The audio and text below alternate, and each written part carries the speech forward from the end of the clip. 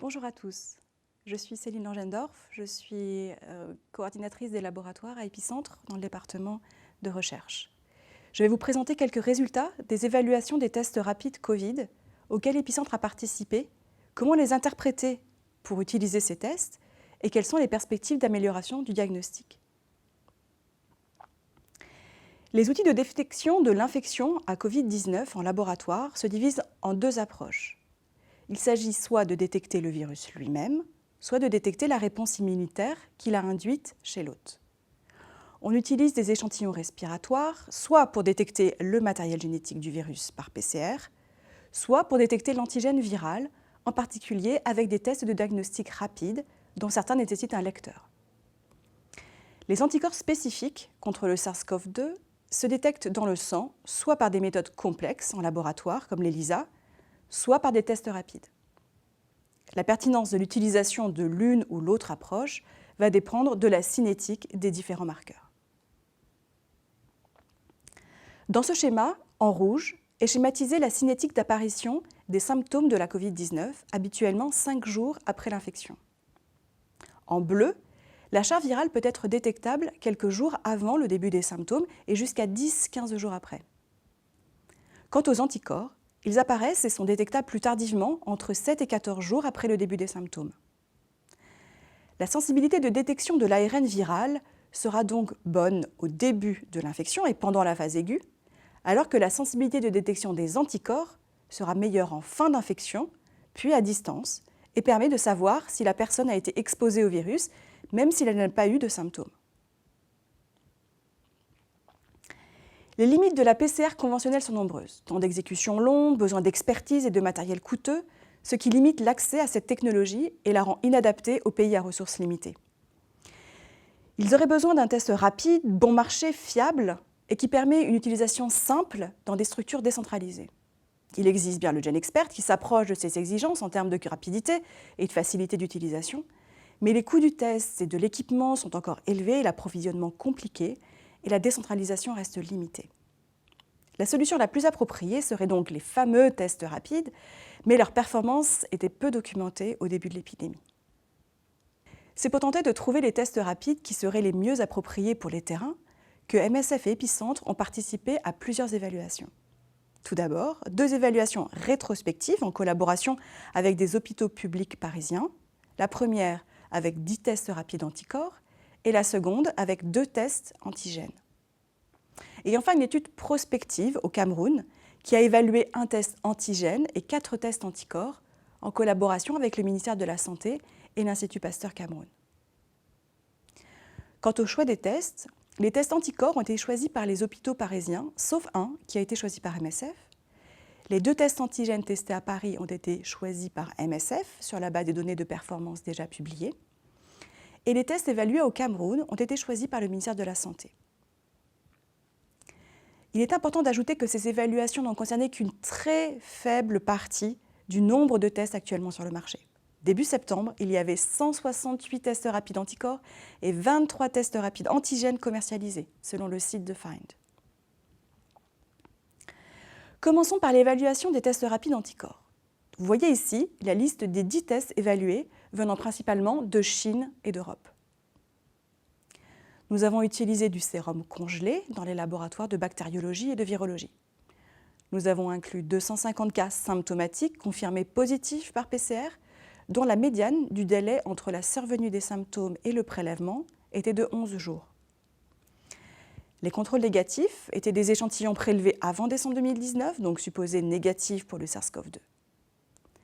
Parmi eux, certains avaient eu des sérologies positives pour d'autres virus respiratoires ou présentaient des anomalies type hyperglobulinémie ou facteur rhumatoïde.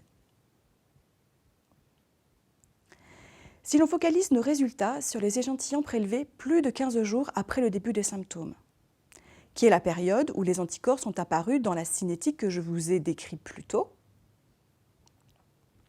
on s'aperçoit que la sensibilité, qui est la première colonne colorée, était très variable selon les tests, de même que la spécificité, seconde colonne colorée. Seulement 3 tests atteignent les seuils acceptables de sensibilité, supérieure à 90%, et spécificité, supérieure à 97% par l'OMS, et un seul s'approche des seuils désirables de performance de sensibilité, supérieure à 95%, et de spécificité supérieure à 99%. Ce test est le seul qui nécessite un lecteur pour son interprétation. Cette comparaison des tests en parallèle est intéressante pour définir les tests qui sortent du lot, c'est-à-dire les plus performants. Mais ces performances en elles-mêmes sont très variables en fonction du délai entre le début des symptômes et le prélèvement. Donc, dans ces études rétrospectives, les résultats dépendent de la population qu'on a étudiée et de la façon dont on a sélectionné les échantillons à tester. Ces résultats sont donc à interpréter avec précaution et les valeurs de performance ne doivent pas être prises en tant que valeur absolue, car elles auraient pu être complètement différentes si nous avions testé sur une toute autre population d'échantillons. L'utilisation des tests anticorps est assez controversée et n'est toujours pas recommandée par l'OMS. Il pourrait potentiellement être utilisé pour les études de séroprévalence dans un but épidémiologique ou sur le personnel de santé pour connaître leur statut immunologique. Par contre, la corrélation entre immunité et protection est encore peu documentée, ainsi que la durée de l'immunité. Un cas particulier pourrait concerner la confirmation de cas avec des symptômes de plus de 14 jours, mais qui ont un test PCR négatif.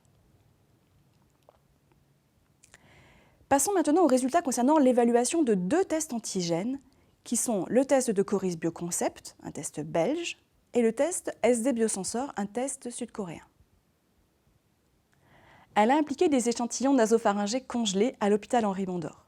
Nous avons inclus 327 cas confirmés positifs par PCR et 340 contrôles négatifs collectés avant la période Covid, qui avaient tous été testés pour recherche de virus respiratoires autres que SARS-CoV-2. Ce graphique représente la sensibilité des deux tests rapides en fonction du nombre de jours entre l'apparition des symptômes et le prélèvement. On peut voir clairement que plus le nombre de jours augmente, plus la sensibilité diminue pour les deux tests. On voit également que le test SD Biosensor a une sensibilité plus élevée que le test Coris, en particulier dans la période de 0 à 7 jours, où le SD Biosensor a une sensibilité d'environ 71%, alors que celle du Coris est de 46%.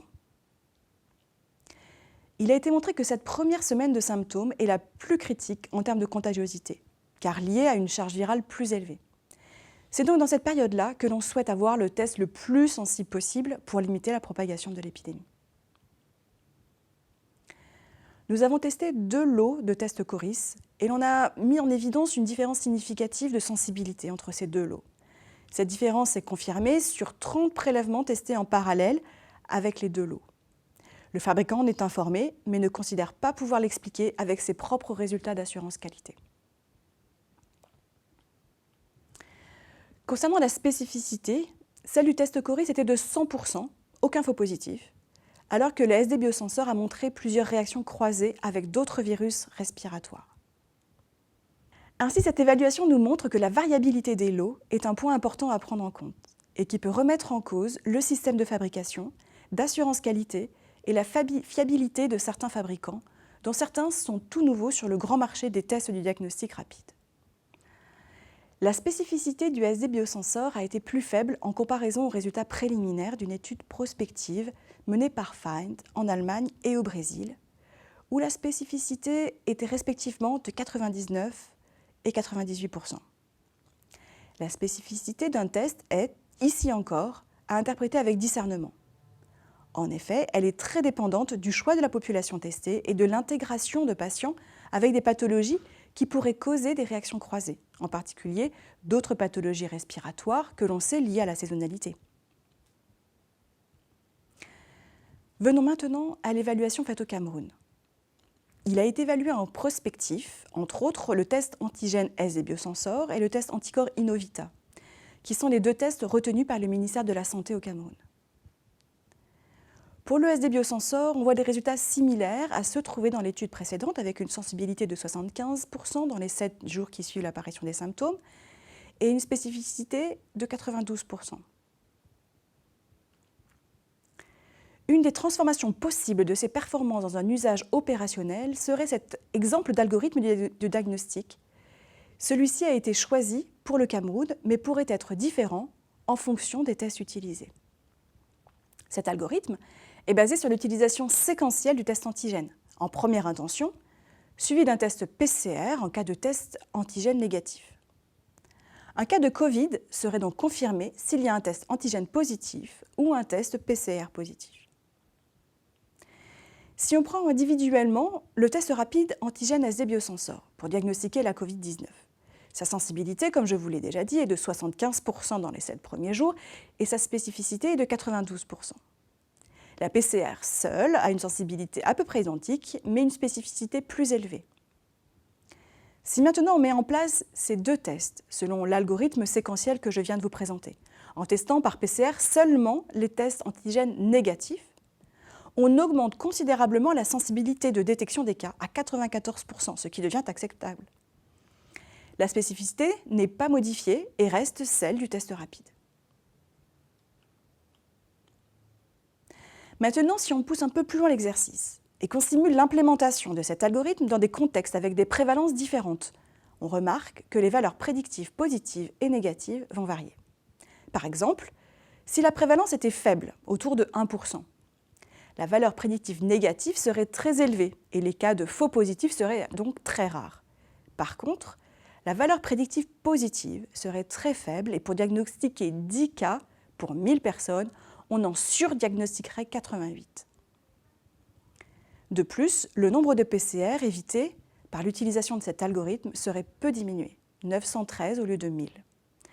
Dans un cas opposé, où la prévalence serait moyenne à forte, environ 20%, le nombre de faux positifs diminuerait, mais on compterait 12 faux négatifs pour 200 vrais cas.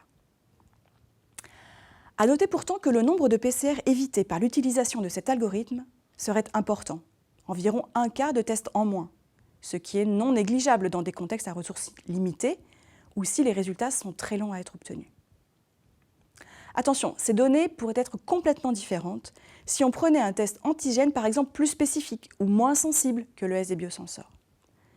Ces simulations permettent donc de se rendre compte de la complexité du choix des tests et de leur mise en œuvre. Il y a encore beaucoup de problèmes avec les tests rapides. Ils ne sont pas parfaits, loin de là. Certains ont des sensibilités et ou des spécificités trop faibles. Et le moment au cours de l'infection est essentiel à prendre en compte. Nous avons mis en évidence des problèmes de conception et de variabilité des lots. Les coûts restent encore élevés pour certains tests rapides en comparaison à ceux utilisés dans d'autres pathologies. Et certains ont une durée de vie courte. Il n'est pas possible d'interpréter correctement des données de performance sans un minimum d'informations sur la population testée. Elles seront différentes en fonction de la charge virale, du nombre de jours après les débuts des symptômes ou chez les patients asymptomatiques par exemple. On l'a vu, les valeurs prédictives dépendent de la prévalence de la maladie dans la population testée, mais elle est parfois hypothétique dans des contextes peu documentés. Ainsi, toutes ces difficultés, ces imprécisions, ces inconnus nous poussent à ne pas recommander l'usage en routine pour diagnostic individuel de ces tests rapides, mais plutôt en recherche opérationnelle.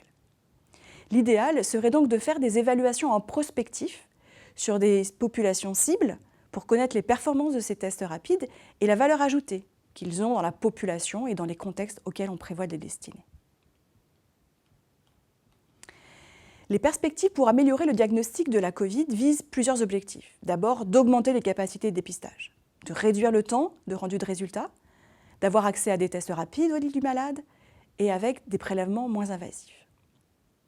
Il y a des perspectives de développement dans le domaine de la détection de l'ARN viral, des techniques plus ou moins avancées aujourd'hui, qui font appel à des technologies plus ou moins poussées. La détection des antigènes devrait pouvoir s'améliorer avec le développement de tests de seconde génération et ce qui est le plus avancé en termes d'échantillons plus acceptables serait la salive, avec des résultats prometteurs en comparaison à l'échantillon nasopharyngé. En parallèle de tous ces développements qui engagent beaucoup d'énergie, beaucoup d'équipes et beaucoup de moyens, les connaissances sur l'infection elle-même, sa contagiosité et son évolution se précisent et devraient orienter considérablement les développements dans le diagnostic. En conclusion, le choix de la stratégie de diagnostic et le choix des tests sont très complexes et vont dépendre de nombreux paramètres. Tout d'abord, l'objectif opérationnel. On n'utilisera bien sûr pas le même test pour du triage ou de la séroprévalence. Quelle population on souhaite tester ? Qui sera en lien avec le test épidémiologique et la prévalence attendue dans cette population cible. Est-ce qu'on a accès à la PCR ? Et si oui, dans quelle mesure et avec quel délai de rendu de résultat ? Quelles sont les performances de ces tests disponibles? Et enfin, quelle est la valeur ajoutée de les utiliser dans le cadre d'un algorithme pour améliorer les performances du diagnostic, tenter de réduire les coûts et augmenter l'accès? Je tiens à remercier tous mes collègues et toutes les personnes qui ont contribué de près ou de loin à la réalisation de ces études et aux nombreuses discussions que le diagnostic de la Covid suscite depuis des mois. Je vous remercie beaucoup pour votre attention.